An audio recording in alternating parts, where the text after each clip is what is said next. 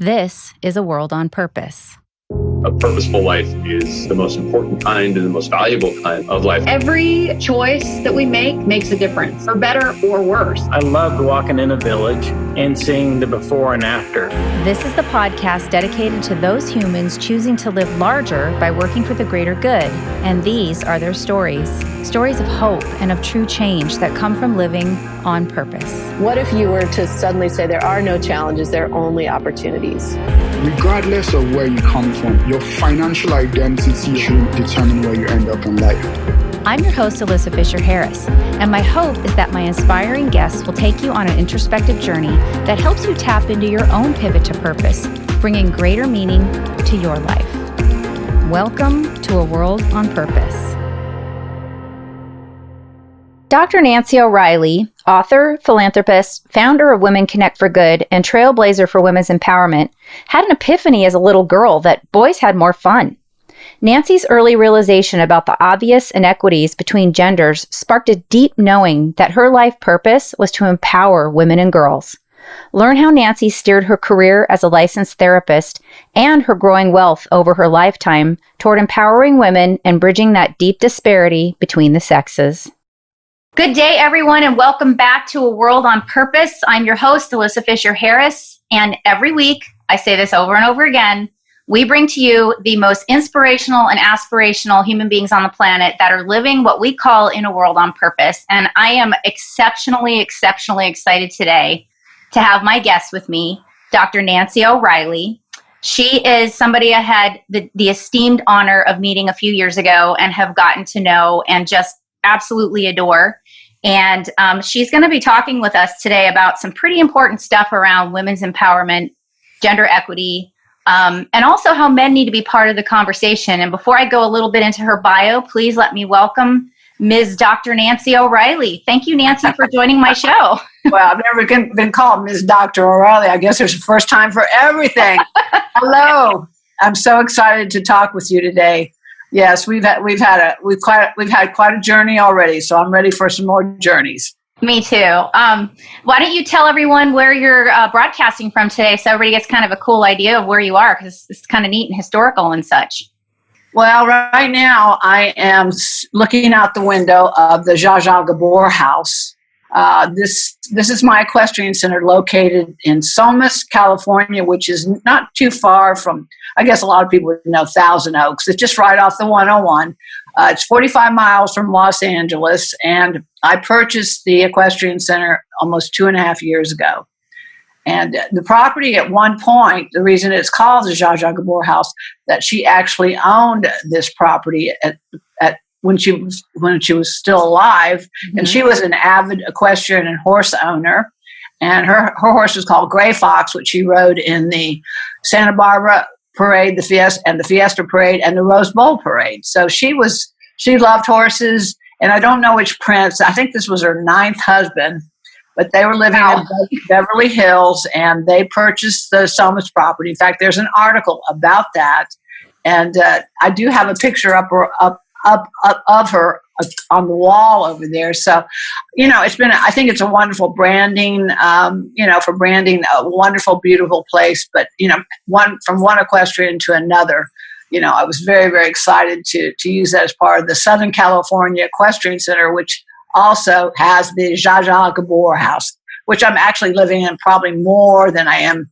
in Montecito, because I love it here. My horses are here. The people who love horses. In fact, the logo here is Southern California Equestrian Center, a place for people who love horses. Right. And thank you for all that background information. It's also a place for people who love people because of the way you're working with horses and people. Well, I have found, and this is true because of, again, my whole journey with horses, is that people who love horses, I usually like a lot. Yeah, I know, we talked about that. Well, I love seeing Zsa Zsa Gabor right behind your shoulder there on the wall, and I've been blessed enough to be able to be in that house with you and at the Equestrian Center. It's such an extraordinary place that you've created there, very healing environment. And so we're gonna talk a little bit about that in the show, Nancy, around your pivots to purpose and how you ended up getting into that. part of your business. But before we do that, I'm going to give people a little background about you, a little bit of that being the Equestrian Center, but some of the other things. You have spent your entire life dedicated to your mission, which is empowering women around the world, gender equity. You're an international philanthropist. You just said a skilled horsewoman, and you're a trailblazer in that space, but you're also a licensed psychologist, which is really, really cool to hear that story too. And you've created a lot of really unique work, including books like In This Together and Leading Women. And you also created an amazing organization called Women Connect for Good, and you're chairman of Take the Lead Incorporated. And so I'm going to let you share a little bit about, as you know, you've watched the show, and part of this segment is really giving you your voice to share your origin story and that amazing pivot to purpose. And some people have had multiple pivots. I think you're one of those. Yeah. Well, why don't you share with everyone how you got, where you came from, how you started, and why you chose women's empowerment? Okay. Well, basically, I'm a Southern girl. I was born in Atlanta, Georgia. We could go way back there. But, I guess probably more so that I was born into a world that I thought boys had more fun than girls. And so I became the ultimate tomboy.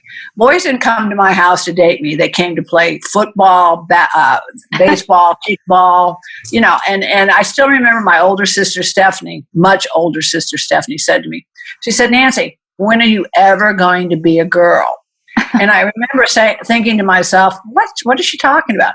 So the only thing I could think about doing when I went home after I thought about what do you do when you're a girl is I took rollers and I put them in the front of my hair. And I thought, well, that's what girls do, because I always saw my mother and my sister wearing rollers in their hair. But, that wasn't all there was to being a girl.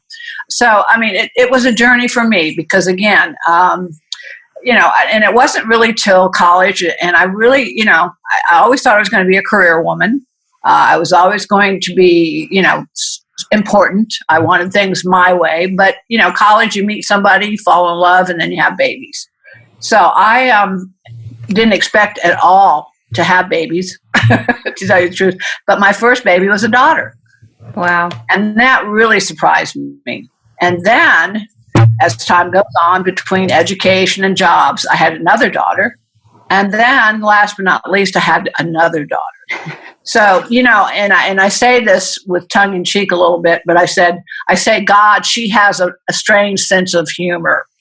That God wanted me to have these daughters to really, two things, to not only learn to leave a legacy for them, but to really understand that being a woman was not a bad thing.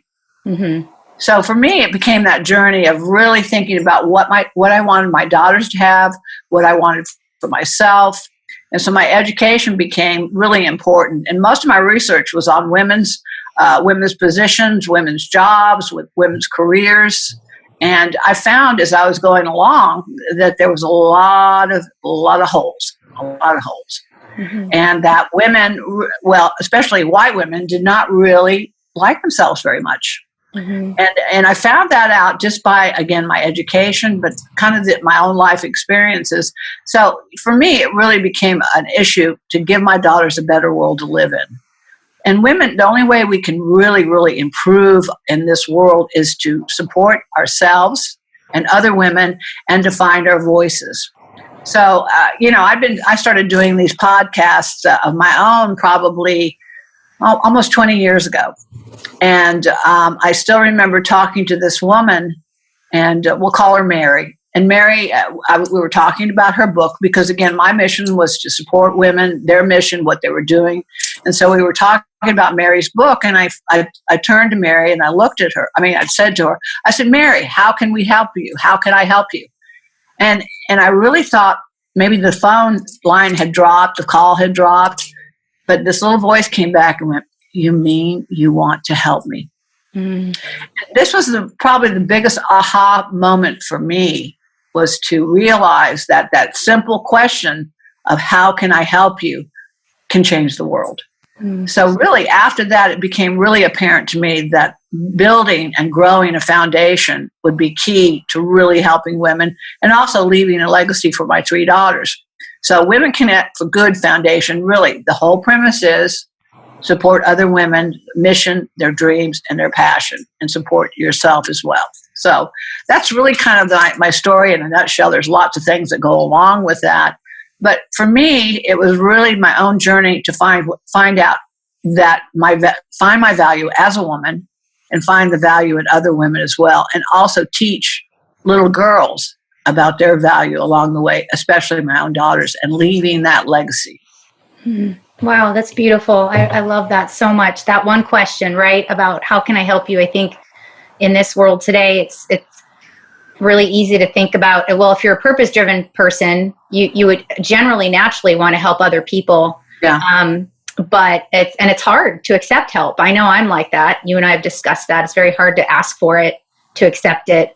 And we talked a little bit about that the other day around learning how to ask for help too. But the fact that you could offer that up and that became an aha moment for you, I think that's really powerful. Well, I've had women actually ask me why I do what I do. Mm-hmm. And I said, because I know at some time you're going to turn around and do the same thing for somebody else. Mm-hmm. And I think that's really what it's about, is that, we'll talk about the Lift Women Up campaign, but if you lift a person up, and, I don't know about you, but I can see the faces in my journey, even sitting here talking to you today, the faces of people that supported me, mm-hmm. and the faces of people that did not support me. Mm-hmm. So it's key. If just one person in your life, and I know we've talked about this too, but if one person believes in you, supports you, and lifts you up, anything is possible. Anything is possible. But so I mean, again, it sounds simple, and I think it is simple. Every day, lift another person up.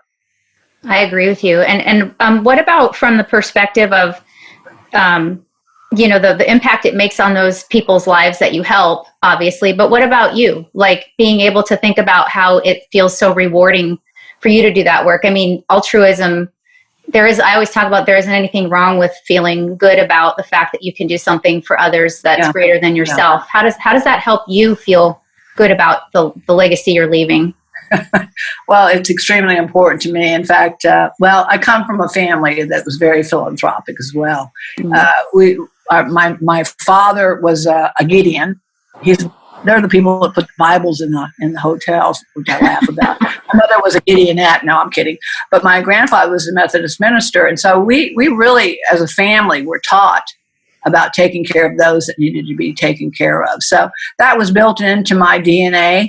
Mm-hmm. But yet it really, every day, there's just so much. And there are little things that you can do for people. Mm-hmm. It doesn't have to be huge. It doesn't mean you have to give them thousands and thousands of dollars, but you can actually just do something simple. Yeah. There's a saying that I have in one of my rooms. It says, an act of kindness, a simple act of kindness is seldom forgotten. Mm-hmm. And I think that's the key, is that, especially now, we need kindness, we need empathy, but nobody ever forgets someone who's kind to them. I would agree with that. Before we get into some of the great work that you're doing and that you've created, let's talk a little bit more about your family and that philanthropic background. You mentioned that you'd gotten married, had these beautiful daughters. You married into a husband who created you and he created an amazing business together, O'Reilly Auto Parts. You want to talk a little bit about where that came from? We didn't create it. It was a family business. It started out as a family business. Now, when I started actually dating Larry O'Reilly, there was only one store. Mm. And that was in Springfield, Missouri. And that's still where the headquarters is. But it was quite a journey because, again, the O'Reilly family is also very philanthropic and very much about giving. And of course, what would happen as the company improved and the stores increased and the reach increased, that the philanthropic endeavors became even more so. We had the O'Reilly Family Foundation, which we would give from. But again, even the employees of O'Reilly, and I don't know a lot of people know this, but every O'Reilly auto parts employee is a stockholder. Oh, wow. They all own a piece of the company. And there's something very special when you take better care of something when you have ownership. Absolutely. And so that was always extremely important. But the philanthropic endeavors of the O'Reilly family continue, as well as they continue with our children and then their children, the generations to come. That's great. Well, and let's talk a little bit more about that as an industry, because since this is a discussion and your specialty is gender equity and women's empowerment, how was that for you? That's a pretty male-dominated industry, typically. What was it like, through the years, watching it from then to now change? And how did you influence that business?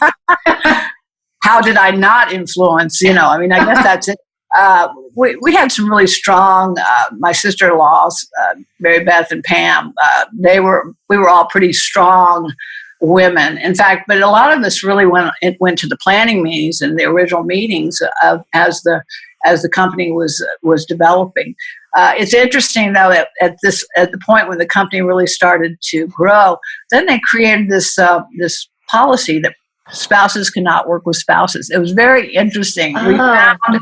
We found that we were doing a darn good job, but again, it really was very much a male-dominated company. You would go. Again, cars and parts. Mm-hmm. That's men. But and here's a man who has 3 daughters. My oldest daughter did work for the company, but the other 2, and I think Lee, my middle daughter, worked for the company as well. But overall, it was a transition. It was a process, and there were lots of hiccups and there were lots of bumps in the road. But again, if you've got strong women in a family with a growing business that seems to be male dominated, there's a lot of input. Sure. A lot of it sometimes is not well received nor welcomed. Mm-hmm. But none of us were very quiet for very long. We would kind of join up together but I know I told you the story about the calendars, the girly calendars, mm-hmm. And this was something that we started to think about the way the company looked, and of course O'Reilly was selling to a lot of these parts stores, and a lot of them were gas stations, and they did repair work. But one of the things they were giving out were girly calendars. I call them girly pinup calendars, and with the name O'Reilly Auto Parts on it. And so it was kind of like, that could be one of the first steps to say, wait a minute, we want this company to be professional. We want it to be gender equitable. Mm-hmm. And so we got rid of those girly calendars. So if anybody's got some of those old girly calendars, they better let me know about it. They'll be collector's items, right? You ever go to your parts store, you're a mechanic, and you see a girly calendar with O'Reilly parts on it, you better give me a call. That's great. Well, that's an awesome thing that you did, because that's kind of like an early adopter philosophy of objectification, limiting objectification of women, right? Right. Well, one of the things that I also did way back when was to help develop policies and procedure manuals. Mm. I worked for a large healthcare system, and that's what we did. We realized a lot of companies didn't even know what the term sexual harassment was. Mm-hmm. And so, and it's really still an education about policies and procedures, how companies are working, and not all companies have those, right? Especially smaller businesses. So really teaching people about how to be gender equitable is something that's ongoing that I do every day, and I know you do too. Yes, absolutely. That's one of my focuses and impact is that too. And one of the things that's so unique and wonderful about you, and I think myself too, and not maybe there are others I think that have this philosophy. You talked about how some of it wasn't necessarily well received. I'm sure, and this is leading into part 2 when we're going to talk about your book in this together, inviting men into the conversation around gender equity and how important that is. How was that for you from, back in the early days through now, being able to do that? Well, that's a whole nother story. But first of all, what I found was women weren't very nice to me. Mm. The more I achieved, and I still remember, and I was working on my, I have several degrees. I have a master's and I have a doctorate. And I still remember women questioning me whether I should be doing that, mm-hmm. about how I was treating the family, what I was, how my husband was feeling as far as my being gone, going to school. And I hear oftentimes people say, who does she think she is? Mm. And it was interesting, and that's besides the men who, were still, keep you in your place and don't get too big for your britches. And I had a psychologist. I was working in the prison. I did my internship in a U.S. medical center. Mm-hmm. And he said, he says, where you really belong is working in a rape crisis center. And I was totally offended. So basically saying, you don't belong here. You shouldn't be here. You should be working with other women who are victims. And I was just like, but back then they could get away with that stuff. Mm-hmm. They could get away with things that, as we know, time's up and people finally telling the truth and what's going on and people believing their truth. Right. It's still going on. So, we've come a long way, but the journey is still very much we're still very much on that journey. Yeah, I agree. And that's a great place for us to wrap part one in just 2 minutes here. Before we go though, I want to ask you, you're a pretty outspoken, woman, very powerful, but also very compassionate. I'm just curious, were you that way back then as well, or did you gain that kind of outspokenness through experience and interactions of the kind of things you just talked about, being put in? Well, I'm a middle child. That explains it. Middle children kind of get ignored. You've got the oldest and you've got the youngest. The middle child is always the most different child in the family. Mm. And I worked all through high school. Because I knew the only way I could have a car and the things I wanted, I started working. Mm-hmm. I think I've always been kind of outspoken, mm-hmm. pretty outspoken, and I've been called a lot of names. Yeah. B word, the big B word. But I was outspoken. I guess probably my biggest surprise was the lack of support from other women that I didn't get. Wow. Well, and we're going to talk about that in part 2 and part 3 based on what you have created with Women Connect for Good and your books, Take the Lead, etc. Because that's a really important thing I think that we need to bring up about women supporting women. I can't wait to hear you talk about that. So that's a great place for us to wrap part 1 of our 3-part series with you, Nancy. And before we go, why don't we tell people where they can find you if they want to reach out and ask you questions? They can just Google Dr. Nancy O'Reilly .com, DrNancy OREILLY, Dr. Nancy O'Reilly. Great. .com. Yeah, I'm easy to find. There's lots and lots of articles. There's also you can order the books. And then, we have just lots of information on everything when it comes to gender equity and, finding your place, finding your voice. You definitely do. And also, you guys are exceptional with your social media. So you have a lot of different social media handles, and you're so great at posting wonderful, inspirational videos every day and doing great things. Twitter, LinkedIn, we're on all of them. I don't have those addresses on hand. No. I was just about to say that all of that obviously will be found at drnancyoreilly.com, but also it'll be on our website at aworldonpurpose.com too. You'll be able to find all of Nancy's information there. So that's fantastic. I can't wait to get into how you got this amazing inspiration to create Women Connect for Good that's done so much to lift women. The Lift Women Up campaign, your 2 books, all these, Diversity Women, these incredible things that you've been working on. And we're going to talk about my nomination for you of getting 2020's National Women's History Museum Women Making History Award, which was such an honor for me to present to you. So so we're going to wrap part 1 of our 3-part series. And everyone, thank you so much for tuning in to A World on Purpose. You must come back to listen to part 2 and 3. I think you're going to find Nancy's work just so powerful. And more than likely, you're going to want to get involved. So please come back for part 2 and 3. I'm your host, Alyssa Fisher-Harris, and we will see you then.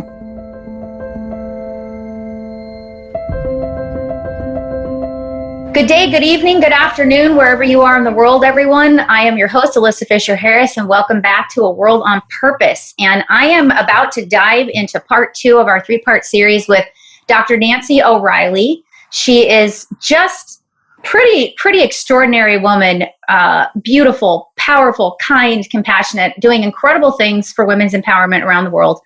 And we just in part 1 talked about her incredible origin story, where she came from, all the inequities that she experienced, as a woman throughout her lifetime, and how that was her powerful moment when she asked someone how she could help them really sort of created a pivot to purpose for her. So we're going to get into the details and the nitty gritty of all these incredible things that she's created to help empower women, and also invite men into that conversation too, because men need it as well.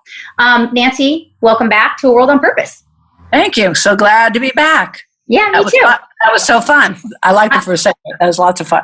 Oh, good. I'm so glad. I always like it when my guests are happy, because my goal is to shine a spotlight on your amazing stories and all. I'm happy. I'm happy. Excellent. It means I'm doing my job well. So let's talk a little bit about, I just touched on what we all talked about in the first segment. So out of that, you had this great idea. And well, let's talk about what came first. Did Women Connect for Good come first, or did your books come first? And which one kind of inspired the other, or were they in tandem? Well, actually, we didn't talk about the very first book, which was Timeless Women Speak, Feeling Useful at Any Age. I had left the healthcare system that I'd been working for. It was a very large healthcare system, and then I was the director of the Employee Assistance Program. And we had several companies under our belt as far as developing their EAP programs. And that's all, work and home affect each other. If you're having trouble at home, it affects work. If you're having trouble at work, it affects home. So the EAPs are actually excellent programs if a company if they decide to have one. But my daughter had a pretty serious car accident. So I left the organization, and I took care of her. That was my goal, was to take care of her. I was actually supposed to come back to work April 1st, April Fool's Day. So April 1st, and I really thought a lot about what I'd been doing there. And it's tough when you're working with clients, and it's tough when you're working with a system, the institution. There's really a lot. It can become very convoluted, to say the least. So basically, April 1st, I called back and I said, I'm not coming back. I'm not coming back.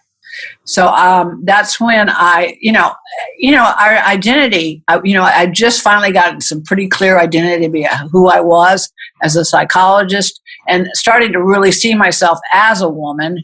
And so really, it became, what am I going to do? And so I started interviewing women all 50 states and 5 countries about how they felt growing older in our society. I was in my mid 40s at the time, and I started to feel invisible. And so I wanted to see what other women were thinking.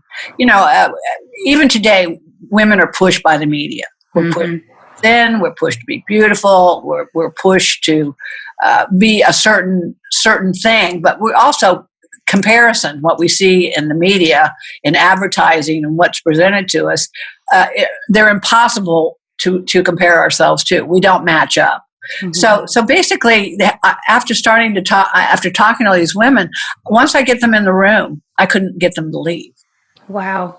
Women felt exactly like I had felt, which is, I can't make it in this world. I'm not thin enough. I'm not pretty enough. I'm not smart enough. And so really, that's really where I began a lot of my studies and research for women, was finding out what women from ages 20 to 80 plus years old felt about growing older in our society. Wow. So I really want to bring this book back out, because I've looked at it. I don't think a lot of things have really changed. Really? And this feeling invisible, really, I've heard this from other women that, we can look at Time's Up and Me Too, but these women really, in some ways, felt invisible. They felt like they were told either be this way, and act this way, or you're not going to fit in. Or, and this was so important for me for women to find their self-esteem, but most of all, to find their voice.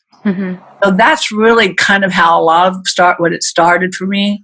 And that's when the podcast became relevant, was to start talking to other women about their books. They were doing similar things as far as gender equity, women's equity, and finding out what they were doing, and then building that community. That was the key, was to build a community of like-minded women who believed that certain things had to happen for us to move forward in our lives, and for our daughters to move forward in their lives as well. And as I said, Women Connect for Good came during a podcast that I was doing with a woman named Mary, who basically, we were talking about her book and how wonderful the book was. And then I just stopped very simply and ask her, how can I help you? Mm-hmm. How can I help you to improve, to have more of a reach, to reach more women, and to really get the word out about what you're doing? And it became so quiet at the other end of the phone. I really thought the phone call had dropped. And then I heard this sweet little voice say, "You mean you want to help me?" And I went, "Yeah, that's exactly what I want to do." Mm-hmm. And from then on, the aha was that I could help by asking just that question, how can I help you? Mm-hmm. And that's what Women Connect for Good has been doing ever since it was developed. Let's see, how long ago was it? 15 years ago. Wow. That's just so outstanding. I love that so much. And yeah, I'd be remiss if we didn't mention your podcast, which is just great. You've been doing it for so long. It just really nitty gritty, deep, emotional sometimes information in your podcast. And I love that you've been doing that for so long. You were, again, another trailblazer early adopter before that was even a thing. So, and I completely relate to that whole invisibility thing. You know, I'm a woman of a certain age myself, and having hit that point in my life, it's kind of like, what? Who am I to be doing this right now at this age, you know, type of thought process. And yeah, I think that would be great if you brought that book back. I find it fascinating that you haven't found much to change in the last 15 years, which says a lot. So there's still a lot of work to be done, right? Let's talk about Women Connect for Good and how that really has done absolutely impactful, tangible, boots on the ground work for women. Can you give a little bit of some of the examples of the kinds of things that Women Connect for Good has supported? I know you give grants, you give outreach, you do a lot of different great things. I'd love to hear some of those stories and hear for people to hear what you've been able to do with it. Right. Well, again, the mission is to help girls and women in their different programs, various programs. Probably the first that I really, really became involved with and really and really have helped fund it on an annual basis because of what they're doing is Convoy of Hope. Mm-hmm. This is a very large, major organization. I mean, it's international, but what they have is a women empowerment program, and then they have a girls empowerment program. And these are in third world countries. These are in countries where girls and women have no value. They have absolutely no value whatsoever. They're often the most abused population in these particular countries like Haiti, Africa, we could go on with different countries, but it was so wonderful to go in and see what these programs were doing, because I visited these countries as well and saw the programs and saw the women in action and the girls in action, is that they were actually then, these microloans were made. They went out and started their own businesses. But what was also great about these businesses is that they brought other women into it for jobs. The Girl Empowerment Program was the same thing. The earlier these girls learned about their value, their self-esteem. But again, these women were also finding their daughters. They were finding their voices. And many of them were, single parents caring for their children. Before, a lot of them were living on the streets. But here were women that were actually finding homes for their families. And most importantly, being able to send their children to school. Mm-hmm. So Convoy of Hope was really probably the one that opened my eyes to the real, there is greater good in the world. And Convoy of Hope is one of those. They also do many things in the United States as well. But the Girl Empowerment Program and the Women Empowerment Program were truly examples of how Women Connect for Good could collaborate and be supportive of another organization that had a similar mission in this world. Others, Girls Inc. Incorporated. Again, any program that typically will come to me with a similar mission, we'll look at very closely, because what we want to do is we don't want to become part of their money making. I mean, their budget or their financial page or whatever. We want to become partners. Mm-hmm. We want to see how we can help them develop programs and become a part of that. And by growing that program, developing that community. And again, reaching out to others that can intertwine with each other. So it's always been, for me, for Women Connect for Good and my team, is about how we can intersect and how we can assist what they're doing, not recreate, but or if it's similar, we find other companies or other organizations that could fill in those spots, that they could use dollars for other more beneficial programming. That's great. And what I love about that is, in the nonprofit world, it's a lot of nonprofits doing similar things or operating in silos, right? And it's so hard to stay afloat and do the work you're trying to do sometimes. And so I love that you're creating more of a collaborative community and not saying what you do is competitive to what I do, to what she does, to what you're really bringing women together to share each other's resources and grow. Let me jump in here, because when people say not for profit, it just drives me wacko. I use the term social profit. Okay. Mm-hmm. Because if you looked at all the social profit, the 501c3s in our country alone, if they disappeared, we would be in serious trouble. Mm-hmm. From the Y to all. I mean, I'm not going to even be able to list them all, but we have to start thinking about these organizations and give them self-esteem and power, because without them, we would all be in jeopardy. So I call them social profit. So I'd like to think that's what Women Connect for Good is, a social profit organization. I love that. I think that's great. Yeah, because the nonprofit NGO can kind of have a little bit of a stigma around it's a handout, it's a gift, and it's a lot of work to run. It's usually the hardest working, most dedicated people you'll ever find are working in social profit organizations. In fact, I spoke to a group of several 501c3, and I used the term social profit. You could see them puffing up. You could see their shoulders going back, and their smiles, because we reframed how they should feel about themselves. Because I said, without you all, we would not be able to function. This world would not be a great place unless you all were here. And that really just develops that self-esteem and that self-importance that we can't do it without them.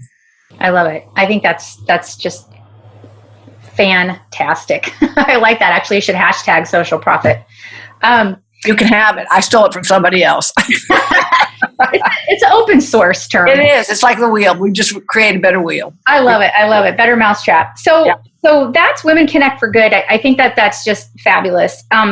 Out of that too, then you started writing a couple other books. And when all the work that you've done around Women Connect for Good and lifting other women, you realized in the work that you did that there was a gap. And that gap was men being left out of the conversation. And I'd love for you to talk about what made you start thinking about that and inspiring your book, and how you want to see that integrated into empowering women and men. I'm going to jump in first and start with leadership. Okay. Because women's leadership was key. That's why Leading Women, that book came about, was women's leadership. Unless women really take up the baton and really use their voices and their organizational skills and really get in there to change policies, to change procedures, to change different ways of doing business, I realized that things were going to be difficult. So again, Leading Women is the stories of many, many women who are doing just that. Because what we can't see, what we can't hear, what we can't read about, we don't understand. So understanding how women's leadership works and what women leaders are doing even today is so important. Look at Kamala Harris. I mean, who would ever think? And I mean, it's the best thing ever, is that we will finally get to see women actually being the leaders that they deserve to be and we need in this country. Mm-hmm. And we have to have in this country. We've got to break that ultimate glass ceiling, which is women's leadership in the United States of America. And of course, we're looking at probably one of the most diverse cabinets coming in that we've ever seen, which many are women, which is fantastic. But then the men, okay, that's in this together. Mm-hmm. And you and I were there together. In fact, that's when I really got to know it. It really became we became friends and started to really understand each other and have fun and all the above. Was that I was in Oxford, England, at a Fifth Element group, which is a fantastic group of people on purpose, people on point and mission. But I was talking about women, and then I realized this group was absolutely co-ed. And there is a chapter in the book about men and male sponsors and male, advocates, that we have to have those. But then I realized something. I was missing the most important part was the men. And I don't even know what happened. During that time, I was speaking to that group, but I started to talk about the importance of men and women working together. Because here I've got a book, and I'm talking about in this together, and I thought, well, Nancy, you've missed something here. We're sitting together with men and women in the same room, of different ages, of different backgrounds, and of different socioeconomic backgrounds as well. This is the opportunity when we can bring everyone together. It's going to be an amazing journey. And I still remember afterwards that the men started coming up to me, and they were breathing. Actually, I could feel in the room almost a breath of sigh of relief. I'm not going to bash any of the men in the room. I'm going to support all the men in the room. I'm going to encourage all the men in the room. But after that, they would all come up, and they were like little, just talking and happy. And so, again, it was another one of those aha moments. And my original podcasts were called Conversations with Smart, Amazing Women. Now it's Conversations with Dr. Nancy O'Reilly. And that's it, because I'm talking to as many men as I can find out there that want to talk to me about things that are important, about their voices. And the one thing I found which is so important is men want to be involved. They don't want to not be involved. There are a group of men who truly they get it. They want to be a part of everything that we're all doing, and they know that we can't do it by ourselves. They can't do it as men, and we can't do it as women. We've got to come together. That's right. And it was, I just want to make a shout out to that. I was there. I was really blessed to see you. We gave, Fifth Element Group, for those who don't know, I'm a chief impact officer and a partner in this amazing partnership that is almost all men. And except for me and one other, at the time, one other woman, and a couple of, very few women compared to men. It's just the nature of where it is right now. We're doing our best to be more gender equitous. But I got to say, I'm really blessed that, and all the men on my team, we have a It's a great team. It's a great team, and men that are incredibly emotional, intelligent, very, very much supportive about gender equity. And so when we presented that award to you, and our CEO gave it to you, and I think all of our men were really pleased to see that you were acknowledging them, because I think a lot of times men can be vilified, as the scapegoat for everything that's wrong. And let's face it, there are people of every walk of life that are not equitable, and then there are those who are. Yeah. And so it was such a joy to watch you do that and see that aha moment, and to see all those men come up to you and talk to you and feel like they were being seen and heard too. Yeah. Because let's talk about toxic masculinity for a minute, and that whole conversation. I'd love to know how you feel about that, because it seems like you're trying to help create a safe space, which we've done on our team, for men to share these things. I think that's what we're saying here, is that we can create a conversation. Is that, and when you talk about in this together, people start to understand it really is men and women. And then we start to talk about boys and girls and how it is important. I was somewhere, and I can't remember exactly. It's interesting to me that little boys are called little men, and little girls are called little princesses. Even, if you go around, you listen, if you listen sometimes to the verbiage of mothers and fathers talking to their babies and their little toddlers, it becomes very apparent that, but I don't think they get it. They don't understand that they're already priming the pump for these little boys to have to grow up to be big and strong and be little men before they're even little boys. And then little girls, princesses, which of course they could get hurt. Or they've got what does a princess need? She needs a prince charming. Savior, yeah. So we've got to be very, very careful and cognizant in the way that we're teaching boys and girls about gender equity, gender equality, as well as men and women. So the sooner we can go out there and realize that we just have to, but we have to be aware. We have to understand what we're, and I have a family member that calls her little boy a little man, and I'll, kindly I'll just say, yes, he's a cute little boy.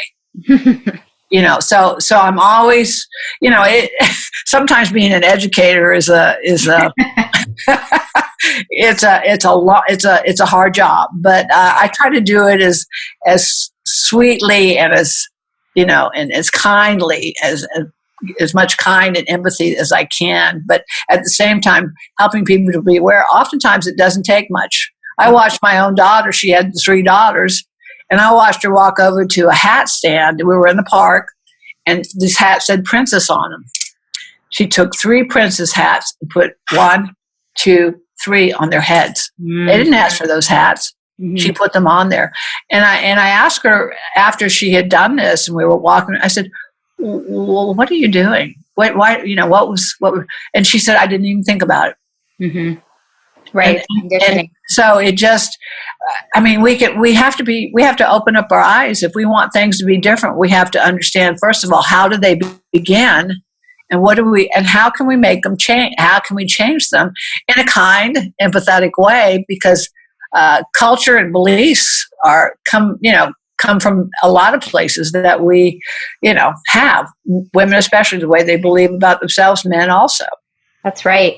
Well, that's going to give us a great segue into part 3, Nancy, because we're going to talk a little bit more about the book In This Together, because it is a form of a curriculum for companies to be able to start to learn how to have those conversations with each other, and men to be able to help shepherd women up in leadership. So we're going to wrap part 2 of our 3-part series. And then when we come back for part 3, we're going to start with that, because I think that's a great piece of information and will be a wonderful tool for people to acquire. So before we go and we wrap this part, please tell people one more time where they can find you. Just Dr. Nancy O'Reilly. I'm on the web. Just Dr. Nancy O'Reilly, DrNancyOreilly. But just Google me. You'll find me. Terrific. And lots of podcasts, and there's lots of information about the books. And we write a lot of articles for people to read and to share.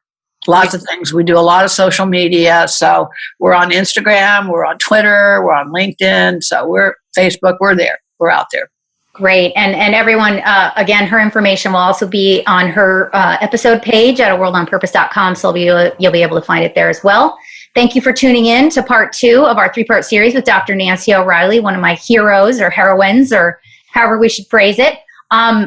Very excited to get into part 3. So please come back for that. I'm your host, Alyssa Fisher-Harris, and we will see you there.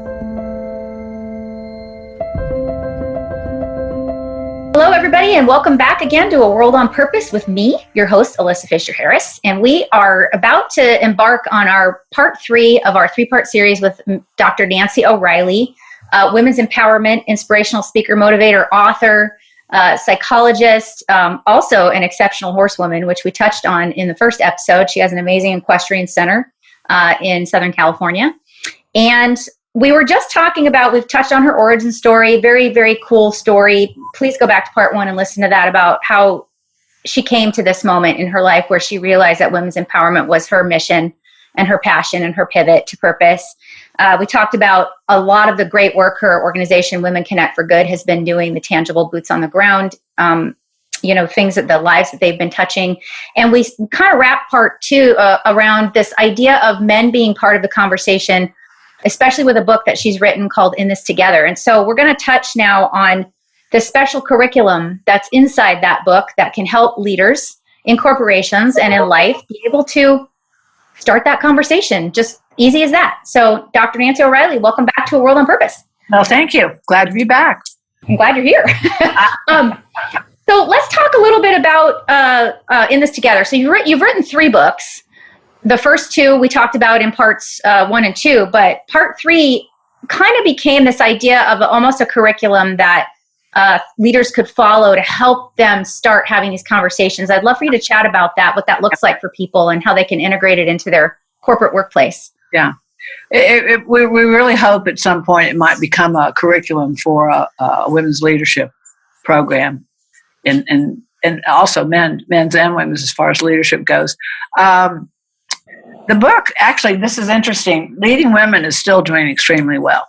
Mm-hmm. And these are the stories of women leaders and what they're doing in the world to make a difference, including Take the Lead, which is I'm the chair of that board.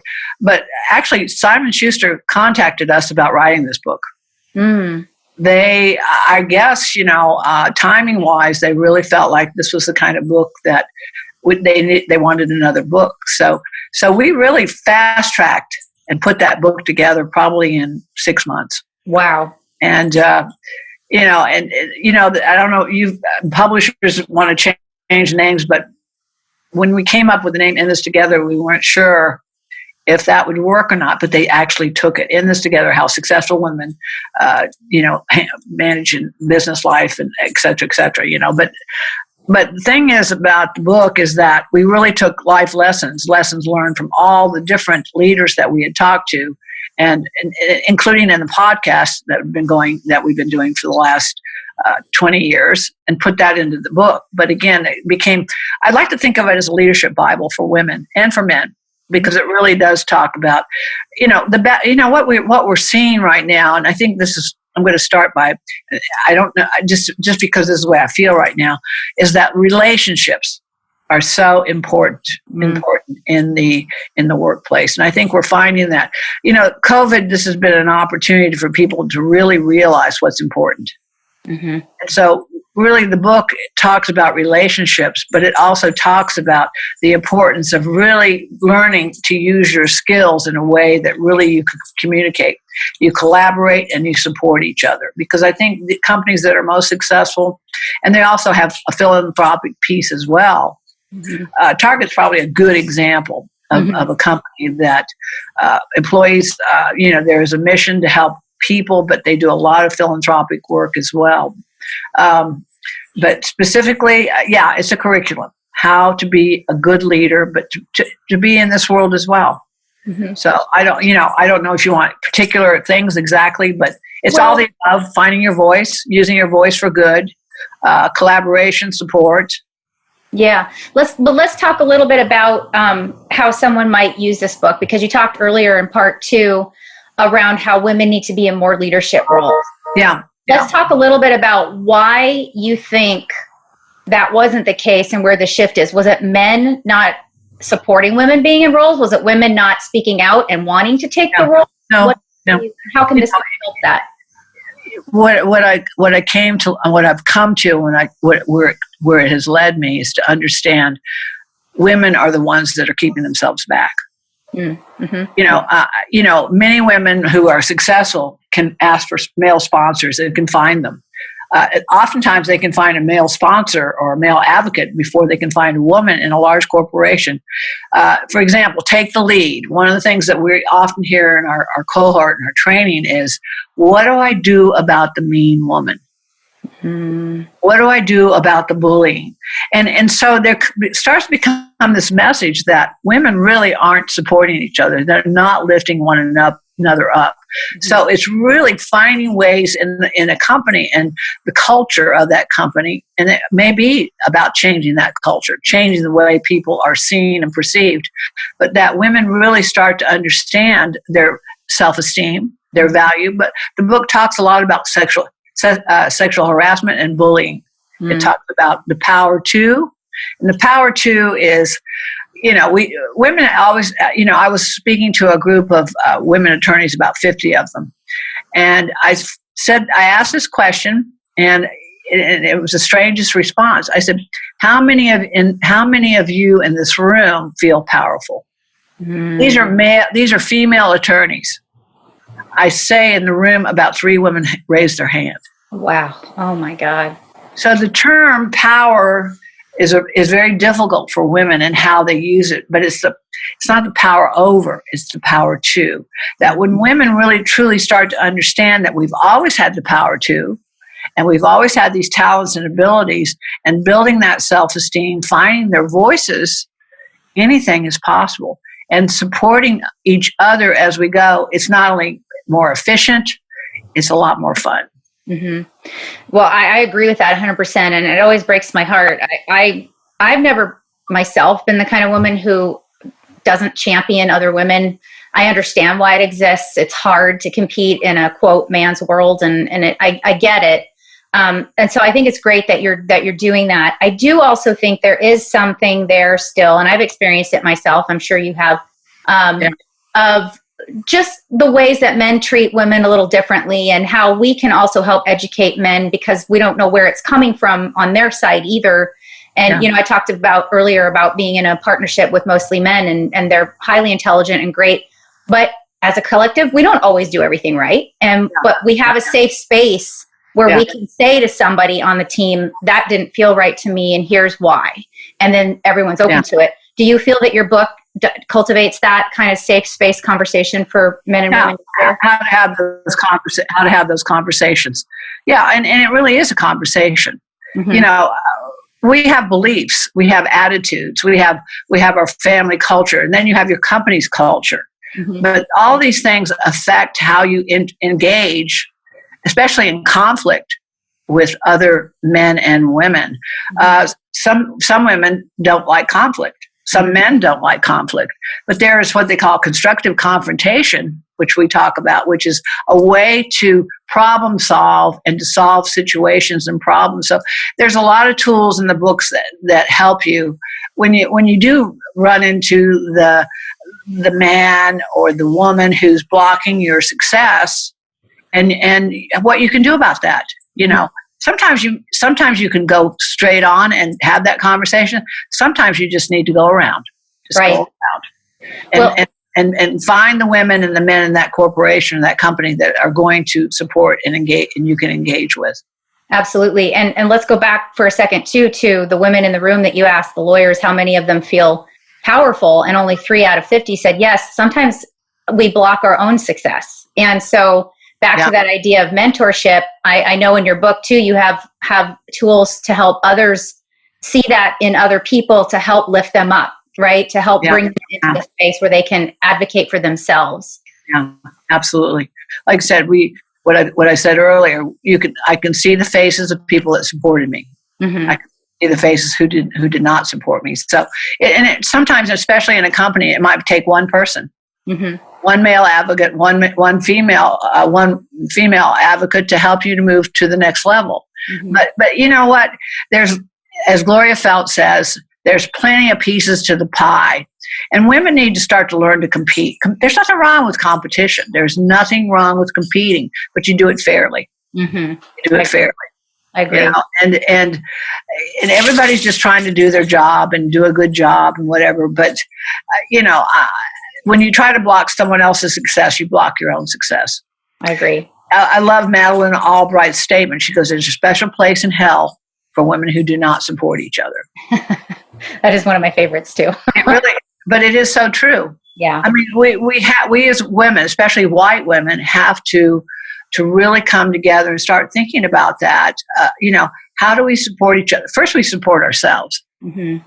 I just did a video this morning about taking care of yourself. Mm-hmm. I just do these little snippets, and then we get them out on Instagram. But it's really, care starts with yourself. Mm-hmm. Your belief that you have value and you have a purpose starts with yourself, and then you pass it on to other people. And I know we're going to talk about the Lift Women Up campaign, which is so very, very important, and it's something that we should do every single day. I agree with you. But before, we're going to go into that next. Before we do that, 100% agree about self-care and how hard it is to do I think for everyone.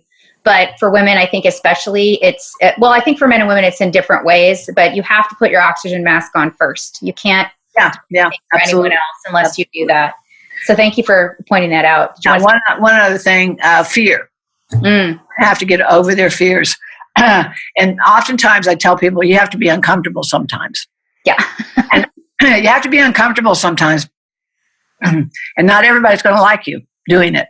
Right. And another thing you and I agree on, as a final note on that, is when you talk about self-care, is being kind to yourself too, because it's easy to be really hard on yourself. Right. Every day. Mm-hmm. in every way. Yep. So, to the idea of lifting humanity, you started this campaign called Lift Women Up. Hashtag Lift Women Up for those who are social media savvy. And it's a pretty awesome idea. The idea behind it is being able to share information about women in people's lives that have lifted them. Initially, it was about women, but I think you've changed it a little bit to include men in that too. You want to talk a little bit about the Lift Women Up campaign? Well, it's real simple. Every day. Mm-hmm. You can do that by a phone call, and especially with COVID. Excuse me, I've got a little frog in my coat. But Need some water?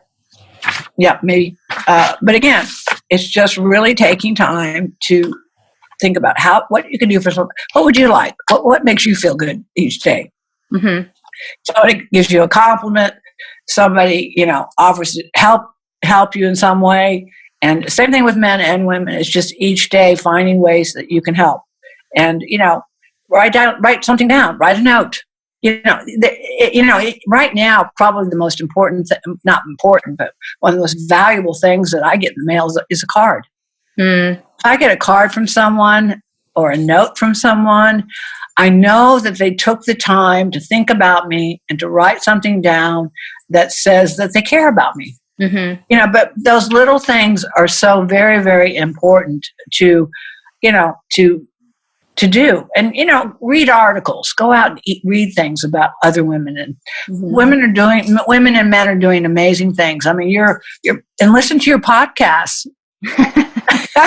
listen to her podcast. Yes. And our podcast. There's a lot of information out there that really about how you help yourself and help other people. Absolutely. Well, and you provided a great tool here. I have it in front of me. It's called the Lift List for people who might not have seen it. And you've broken it down into different categories. Women's leadership, supporting diversity and inclusion, lift girls action, and you give actions and ideas of how people can lift each other up. Well, you're going to list that on the website. So but again, it goes back to how do you want to be treated? Right.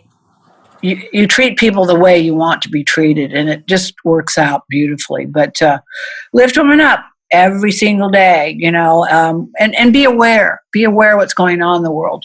We talk about pay equity. We talk about gender equity, period. But it's really about being aware. Educate yourself. Yeah. Go out and find out ways that you can get involved and that you can become a part of the mission to lift one another up. And especially men and women right now. I agree. And for everyone who's excited and interested in this will be on the website because they're actually doing, and we're going to talk a little bit about a call to action before we wrap this segment, of being able to go online and do a video, whether you're a man or a woman, and talk about a moment in your life where a woman has lifted you up or you have lifted another woman. And that's something you'd like people to do, right? Or a man also. Yeah, right. We want the men on there too. Who's been on your team? We have to surround ourselves with like-minded people, but we also surround ourselves with cheerleaders, and people that are supporting us. Agreed. Before we get into your calls to action, which that was one of them, Nancy, I just want to touch really quickly on something that was really special for me to have been able to do for you. You know that I've been involved for the last 9+ years with the National Women's History Museum. It's been for 28, I believe, years now. Probably going to get that wrong. Mostly an initiative to build the first ever brick and mortar National Women's History Museum in the world. There's currently not a single museum dedicated to women's history except for one in California that I'm aware of. But not a national museum. And so every year we had events and we would honor women as part of our Women Making History. And it was an absolutely esteemed honor to be able to nominate you because I knew all the incredible work you've done. And that moment when I presented that paper to you, the look on your face, I will never forget it. And I would just wanted you to talk a little bit about how important you feel that is to this whole initiative about empowering women and how you felt to get that honor. Well, it was definitely a surprise, a beautiful, wonderful surprise. There's just I think, first of all, I think the first thing I thought, there are so many there's so many deserving women and men out there to receive this kind of award. really took my breath away, because they're really, but again, to even have any recognition of what I'm able to do, what I've done, and what I'm continuing to do to make a difference in this world is truly, I think that's what I'm all about. You talk about living on. I'm a purpose-driven person. I came out that way, but no, it was truly one of the biggest honors. And of course, to be surrounded by other honorees and hear their stories, and to know who I was among the people that had received this award was just in itself took my breath away. Yeah, you were a great company, Annie Leibovitz and Maya Angelou and Hillary Clinton and all these incredible women. And we even have given awards to men, believe it or not. And we were both, you and I were both actually nominated and awarded the Canales Project Hear Her Song Award too, which is a really wonderful project that I'm going to be interviewing, I hope, them soon, because that was a pretty exciting endeavor as well. They had a Supreme Court judge when I was there, and I'm going to miss her name, but she was one of the honorees when I was in Washington, D.C. Sonia Sotomayor. That's it. Thank you. Thank you very much. Thank you. Yeah. She was so elegant, very elegant. As are you. Wow. Thank you. Thank you. Well, I just wanted to call that out because you've now become an advocate for the museum and the idea of having a home for women's history and our stories to be told and the work that we've done in the world. People don't even know that a woman invented the circular saw. Her name's Tabitha Babbitt, and she's not recognized in history books for revolutionizing the construction industry. Yeah. So thank you for being part of that, and it was great. I just wanted to make sure people knew about that and your involvement with that too. No, there are so many things. Well, Hidden Figures is probably one of the biggest examples of history that there would be no space program if it hadn't been for the women at NASA that basically got the first shuttle off the ground into space, then got it back. So computers and the space program would be nothing without these amazing women of color. Absolutely. That they didn't even have a bathroom for, it's our history, our stories are so very important for us to understand where we've been, whose shoulders we're standing on, and who we can continue to learn from. That's right. And we did actually honor one of the women of the Hidden Figures story a few years ago, Catherine. It was really a beautiful thing. And women of color, we know especially have been more than left out of that conversation, which needs a wrong that needs to be righted. Yeah. So as we're wrapping part 3, I wish we didn't have to stop because there's so much more I would love for you to share with people. But I want you to give, before we do a call to action, just one word of wisdom to women or men who are feeling that I'm not good enough, I can't achieve, who am I to think I can do this? What would you say when things get difficult and you find it hard to stay on course, not just in a purpose-driven life, but in life in general? Is there something you could share with people, what you think that they could do to keep themselves going? Well, first of all, that stinking thinking. And I guess, again, where is that coming from? If there's anyone in their life that they're close to, I think having a conversation, I think talking things out is the most important thing that we can do, and how we have to lift ourselves up first. Everybody does something well. There's always something that we have that really makes us unique and special. And so, sometimes we just have to challenge that stinking thinking, because everyone has a purpose, everyone has value. And I challenge them to find something that really, really is very special about them, because everybody has something, from their eyes to their body to their sense. For me, without a sense of humor, I wouldn't be here, sitting here today talking to you. So there's always something that we have of value that we just have to remind ourselves and remember, because on those really hard days is when we really have to think back. And, and the accomplishments. And I think this is something women especially have a very hard time with, the accomplishments that we have made that we so easily throw to the side and go, what's next? So anytime that you've received, like this award, for example, relish it, treasure it, talk about it, tell people, we have to celebrate who we are. I love that. I think it's really important, Nancy. Thank you for those beautiful words. Before we go, if there were a call to action you could ask the audience to do, what would it be on behalf of Women Connect for Good, Lift Women Up? Obviously, we already did that. Yeah. What are your specific asks? I really want to build this community, but the Lift Women Up list, you're going to post that. I think that's really probably the easiest way to get involved right now.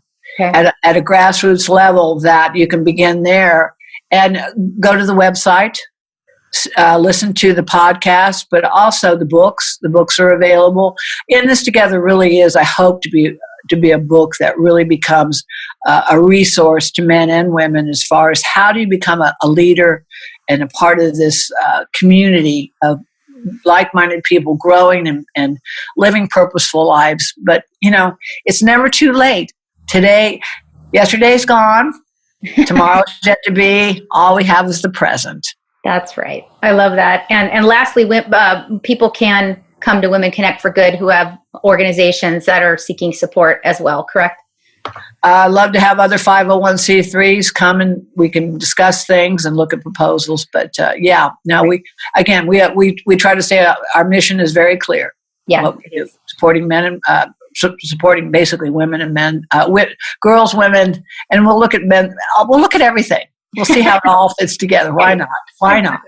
Yeah. Well, Dr. Nancy O'Reilly, just adore you beyond words. And I'm so thankful that you took your time today to share your story and all the amazing work you've done and really help shift some thought process around gender equity and equality and the conversations that men and women need to have together. Thank you for being here today.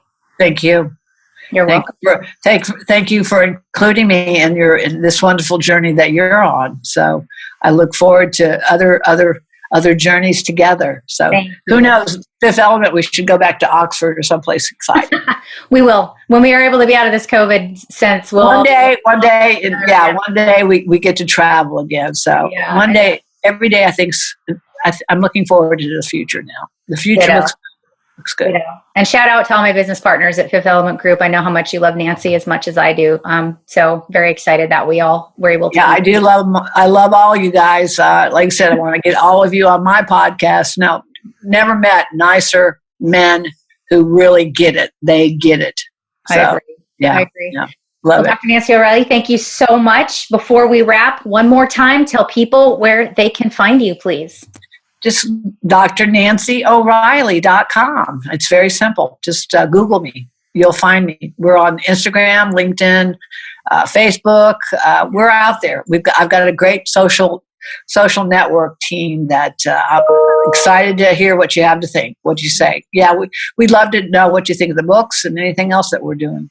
Great, definitely. And same here with us. You will find Dr. Nancy O'Reilly and all her information at the World on Purpose website.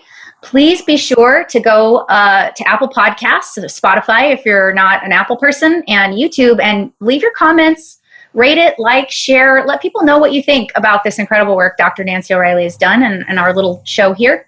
And thank you for tuning in again to A World on Purpose. Very happy that you're here listening around the idea of people who are the change-making heroes I say you don't know but should. And we are excited to bring you Dr. Nancy O'Reilly. Please come back. I'm your host, Alyssa Fisher-Harris, and we will see you soon. Thank you for taking this journey into a world on purpose with our incredible guests. To learn more about our amazing guests and their inspiring purpose-driven work, please go to aworldonpurpose.com. Don't forget to look at our call to action of the week to mobilize your desire for purpose into action. A World on Purpose can be found on Apple Podcasts and all the major podcast platforms, and the video version can be found on YouTube. If what you heard today inspires you, please write a review and like and share on the platform of your choice. We'd love to also hear from you and learn your pivot to purpose and the meaningful work that you do that lifts humanity. Send your stories to info@aworldonpurpose.com. I'd like to thank our World on Purpose team for making this show a reality. Once again, I'm your host, Alyssa Fisher-Harris. Thank you for tuning in to A World on Purpose. I look forward to seeing you soon.